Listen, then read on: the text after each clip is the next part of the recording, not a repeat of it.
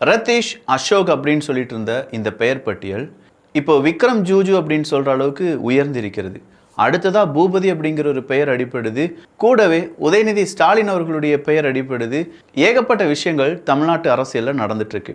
என்ன நடந்திருக்கு அப்படிங்கிறத கொஞ்சம் விலாவரியா பார்த்துடலாம். இது ஆழமான அரசியல் சதுரங்கம்.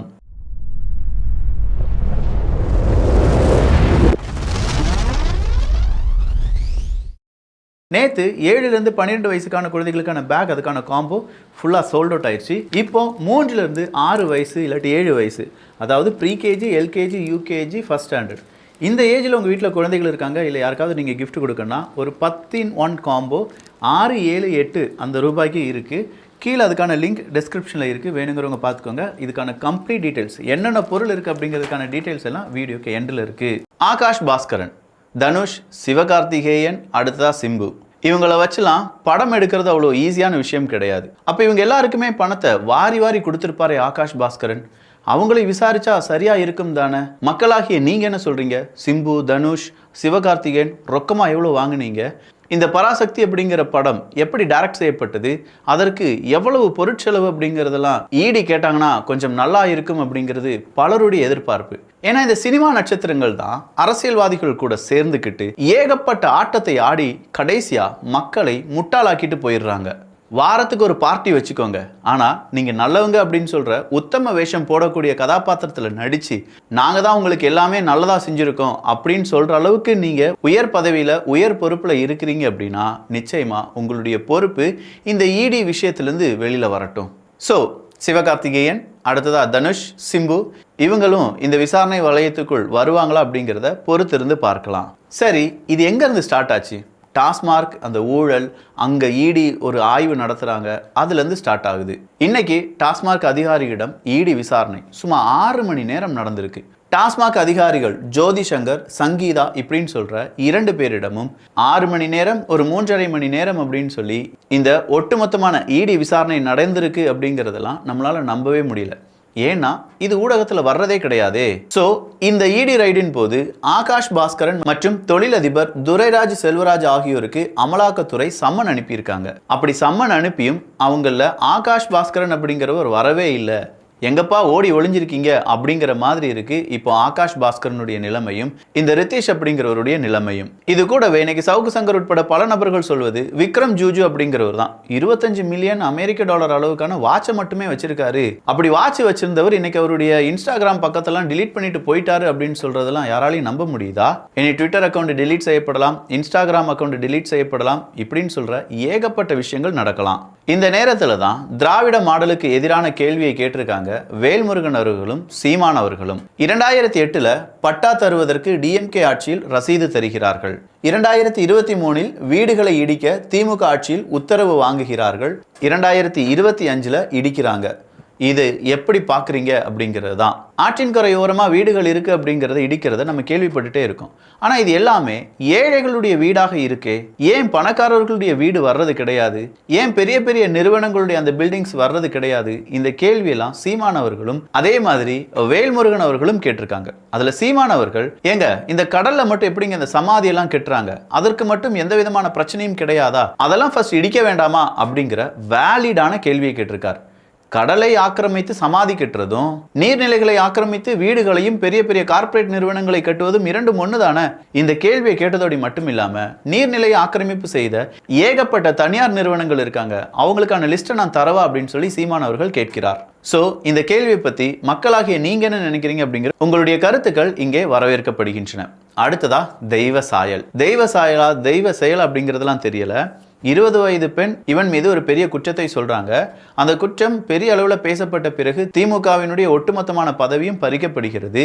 அப்படிப்பட்ட திமுகவினுடைய முன்னாள் நிர்வாகிக்கு உடனே ஜாமீன் கிடைச்சிருச்சான். எப்படி இருக்கு பாருங்க நம்முடைய சட்டம். இப்போ ஆளும் கட்சிக்கு ஆதரவா சட்ட தீர்ப்பு வருதுன்னு வச்சுக்கோங்களேன், அதை கொண்டாடக்கூடிய மனது அதே நேரத்தில் எதிர்ப்பா ஏதாவது தீர்ப்பு வந்துருச்சுன்னா உடனடியாக அவங்களுடைய விக்டிம் கார்டை தூக்கி போடுவாங்க, அதாவது ஜாதி அப்படிங்கிறத கொண்டு வருவாங்க. அதற்கு சிறந்த உதாரணம் அண்ணன் ராஜீவ்காந்தி அவர்கள் தான். வேற ஒண்ணுமே கிடையாது. ஆளுநர் உடனடியான சட்டம் இதெல்லாம் அமல்படுத்தினாங்கல்ல, அதை எதிர்த்து அதற்கான இடைக்கால தடை அப்படிங்கிறத நம்முடைய நீதிமன்றம் கொடுத்திருக்கு. அந்த நீதிபதிகள் கொடுத்த தீர்ப்பை கொச்சையா விமர்சித்ததோடு மட்டும் இல்லாம அவங்களுடைய ஜாதி அதையும் இழுத்து பெரிய அளவில் நம்ம மக்களிடையே பெரிய குழப்பத்தையும் பெரிய விரிசலையும் உருவாக்குகிறார் இந்த ராஜீவ்காந்தி மாதிரியான அரசியல்வாதிகள். அதில் குறிப்பாக அவர் சொல்லியிருக்கக்கூடிய வார்த்தையை பார்த்துக்கோங்க. சுவாமிநாதன் லட்சுமி நாராயணன் இவாளுக்கு அரசியலமைப்பு சட்டம் என்ன சொன்னாலும், உச்ச நீதிமன்றம் என்ன சொன்னாலும், சட்டமன்றம் என்ன சட்டம் இயற்றினாலும் அவள் வச்சதுதான் சட்டம், நீதி தர்மம் எல்லாம் அப்படின்னு சொல்லி போட்டிருக்கார். இந்த இடத்துல என்ன சொல்ல வரார் தெரியுதா? இவங்கெல்லாம் பிராமணர்கள், அதனால் அப்படிதான் இருக்கும் சட்டம், கண்டுக்கிடக்கூடாது. இதே இது ஆளும் கட்சிக்கு ஆதரவா ஒரு தீர்ப்பு வந்திருந்துச்சுன்னா கொண்டாடி இருப்பீங்கல்ல. இதுல மூத்த வழக்கறிஞர் பி வில்சன் அவர்களுடைய ஒரு பேட்டியை பார்க்க நேர்ந்தது. அதுல அவர் சொல்றாரு, மைக்கை மியூட் போட்டுட்டாங்க, ஆர்டரை அப்லோட் செய்த பிறகு பார்த்து கொள்ளுங்கள் என்று சொல்லிவிட்டார்கள். இது எவ்வளவு பெரிய அநீதி தெரியுமா அப்படின்னு சொல்லி கேட்கிறார் வில்சன் அவர்கள். ஆனா இதே விஷயத்தை நம்ம எங்கேயோ பார்த்துருக்கோமே. சட்டமன்றம் எதிர்கட்சிகள் பேச வரும்போது எடப்பாடி பழனிசாமி அவர்கள் எந்திரிக்கும் போதே லைவை கட் பண்ணி விடுவாங்கல்ல, அப்ப மட்டும் தெரியலையாங்க, அதுவும் இதுவும் ஒன்றுதானே. மக்கள் எதையும் கேட்கக்கூடாது, மக்கள் எதையும் பார்க்கக்கூடாது, இவங்க மியூட் பண்ணிட்டாங்க அப்படின்னு சொல்லும்போது அங்க லைவை கட் பண்ணி விடுறாங்க. இரண்டையும் கேளுங்கப்பா, இரண்டையுமே சரிசமமா எல்லாரும் இங்கே பேச வேண்டும் அப்படிங்கிறத நம்முடைய கருத்து. அனைத்து குவாரிகளையும் ஆய்வு செய்யுங்கள். தமிழ்நாடு அரசாங்கம் எதுக்காக ஆய்வு செய்ய போறாங்க? ஒரு குவாரியில கல்லெல்லாம் கீழே இடிஞ்சு விழுந்து ஒரு 5 பேர் இறந்துட்டாங்க. ஸோ இதே மாதிரி ஏதாவது குவாரிகள் இருக்கா அப்படிங்கிறத கண்டுபிடிப்பதற்கு தான். ஆனால் நாம் என்ன கேட்குறோம்னா, இந்த குவாரிகள் எல்லாம் அளவுக்கு அதிகமாக மண்ணு கல்லெல்லாம் வெட்டிட்டு போகிறாங்களாம், அதை கொஞ்சம் ஆய்வு செஞ்சா நல்லா இருக்கும் தானே. இடி ரைடு, உதயநிதி அவர்களுடைய பெயர், ரித்திஷ், அசோக் இப்படின்னு சொல்லி பல பெயர்கள் அடிப்படுறதுனால வெள்ளை கொடைக்கு வேலை வந்துருச்சு அப்படின்னு சொல்லி அதிமுக இப்போ ஸ்டாலின் அவர்களை போட்டு ட்ரோல் பண்ணிட்டு இருக்காங்க. அதுலேயும் குறிப்பா 2022, 2023, 2024 நிதி ஆயோக் கூட்டத்துக்கு நான் போகவே மாட்டேன், தமிழ்நாட்டை மத்திய அரசாங்கம் வஞ்சிக்கிறது அப்படின்னு சொல்லிட்டு இருந்த ஸ்டாலின் அவர்கள் இப்போ 2025 நிதி ஆயோக் கூட்டத்துக்கு போக போறாராம். முந்தைய 3 ஆண்டுகள் நிதி ஆயோக் கூட்டங்களை தமிழ்நாடு புறக்கணிக்கப்படுகிறது என வீரவசனம் பேசி தமிழ்நாட்டின் முதல்வராக தமிழ்நாட்டின் நியாயமான நிதி உரிமை பெற செல்லாத நீங்கள் இப்போது மட்டும் செல்ல வேண்டிய காரணம் என்ன? தமிழ்நாடா? இல்லவே இல்லை, உங்கள் குடும்பம் தானே. ரெய்டை பார்த்து பயம் திரு MK ஸ்டாலின் அவர்களே, அது கண்ணாடி. உங்களை பார்த்து நீங்களே ஏன் பேசிக்கொண்டிருக்கிறீர்கள்? இதெல்லாம் எடப்பாடி அவர்கள் சொல்வது நல்லா கவனிச்சுக்கோங்க. அறிவாலய மேல் மாடியில் CBI ரைடு வந்தபோது கீழ் மாடியில் நீங்களும் உங்கள் தந்தையும் 63 தொகுதிகளை தாரை வார்த்த போது டேபிளுக்கு கீழ் தவழ்ந்து சென்றீர்களா, ஊர்ந்து சென்றீர்களா? எதிர்கட்சியாக கருப்பு பலூன் காட்டிவிட்டு ஆளும் கட்சியாக வெள்ளை கொடை காட்டினீர்களே, அப்போது தவழ்ந்து சென்றீர்களா, ஊர்ந்து சென்றீர்களா? எது ஸ்டாலின் கை? அண்ணா பல்கலைக்கழக வழக்கில் பாதிக்கப்பட்ட மாணவியின் பெயர் உள்ளிட்ட சுய விவரங்களோடு FIR லீக் செய்த கை ஸ்டாலின் கை.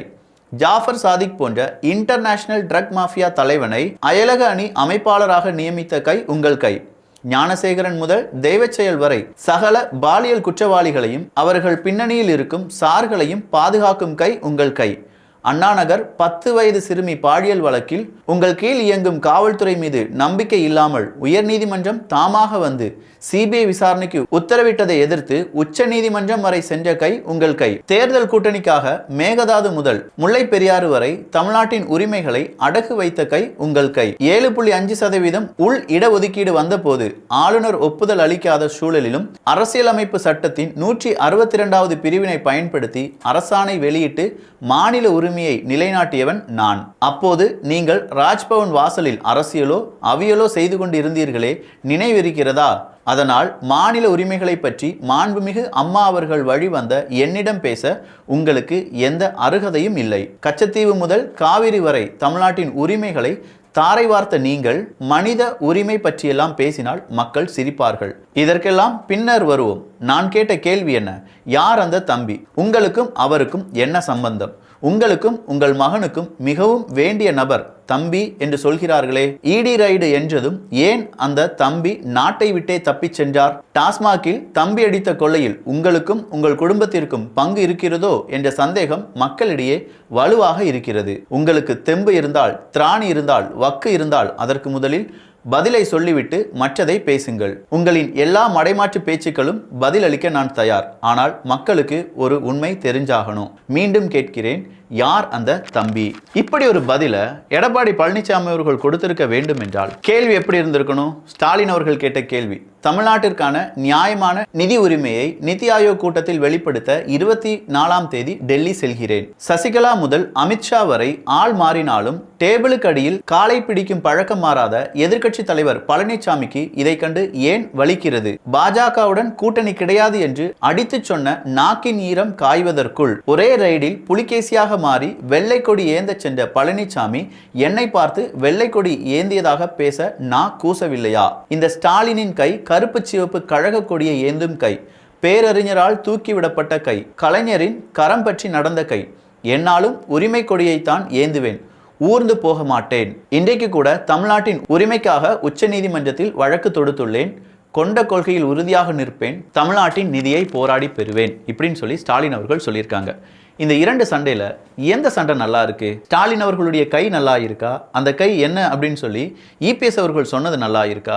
நல்லா இருக்கலாம் விட்டுருங்க, எது உண்மையா இருக்கு? உங்களுடைய கருத்துக்கள் இங்கே வரவேற்கப்படுகின்றன.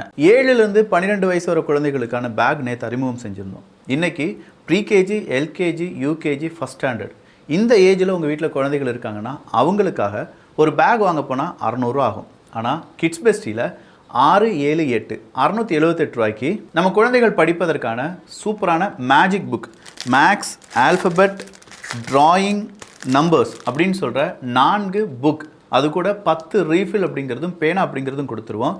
எழுதி எழுதி எழுதி அவங்க ப்ராக்டிஸ் பண்ணலாம். எழுதின கொஞ்சம் நேரத்திலே ஆட்டோமேட்டிக்காக அது டிஸப்பியர் ஆயிரும்.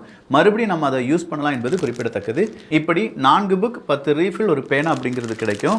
ஒரு 3D ப்ரொஜெக்டடாக இருக்கக்கூடிய அல்ட்ரா ஸ்ட்ராங் சூப்பரான பேக், சிங்கிள் சிப் பேக் ஒன்று கிடைக்கும். அது கூடவே நல்ல ஒரு வாட்டர் பாட்டில், டாக்ஸிக் ஃப்ரீயான சூப்பரான பிளாஸ்டிக்கில் ஹெவி டியூட்டி வாட்டர் பாட்டில் ஒன்று, கொம்பு வச்ச வாட்டர் பாட்டில் தான். ஒரு நல்ல லஞ்ச் பேக் ஒன்று கிடைக்கும். இது இல்லாமல் நம்ம குழந்தைகள் எழுதி படிக்கிறதுக்காக 8.5 inch writing tablet, colour tablet அப்படிங்கிறது கிடைக்கும். அதுக்கான ஸ்டைலஸும் அதுக்குள்ளே இருக்கும். இதுவும் சூப்பராக இருக்கும் நம்ம வீட்டு குழந்தைகளுக்கு. அடுத்தபடியாக அழகான குட்டி ஃபேன் ஒன்று கிடைக்கும். கடைசியாக 12 பக்கங்கள், 6 ஸ்கெட்ச், அது கூடவே ஸ்டிக்கர்ஸ் அப்படிங்கிற ஒரு சூப்பரான ஸ்டேஷனரி கிட் கிடைக்கும். இது எல்லாமே 6, 7, 8 பெண் குழந்தைகளுக்கு தனியாக, ஆண் குழந்தைகளுக்கு தனியாக கீழே லிங்க் கொடுத்துருக்கேன். வேணுங்கிறவங்க யூஸ் பண்ணிக்கோங்க. நம்ம வீட்டு குழந்தைகளை யூஸ் பண்ண வைக்கிறது, இல்லாட்டி ஏதாவது குழந்தைகளுக்கு கிஃப்ட் கொடுக்கணும்னா செம்மையான ஒரு ஆப்ஷன் தான் இந்த 6, 7, 8க்கான காம்போ. நல்லதை பகிர்ந்து நல்ல சமுதாயத்தை உருவாக்குவோம். நன்றி, வணக்கம்.